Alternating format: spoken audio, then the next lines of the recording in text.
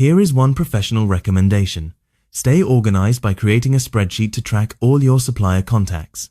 As responses come in, record each company's name and their quoted terms. Create separate columns for important details such as unit price, shipping costs, labeling charges, packaging expenses, and customization fees. This format allows you to easily compare offers side by side. You can then leverage these comparisons in negotiations, such as combining one supplier's lower price with another's free service to achieve the best overall deal. Keep in mind that many suppliers will not present their pricing as a strict per-unit breakdown. Often, they will provide combined quotes including both production and shipping. In those cases, request a separation of costs. Ask for the EXW price, which represents the cost of goods at the supplier's location only, along with a separate shipping estimate. You can also request FOB or CIF terms to make it easier to compare across suppliers.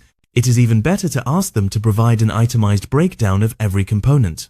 Once you have this detailed quote, simply divide it by the number of units you plan to order to calculate the per-unit cost of production, shipping, labeling, and packaging.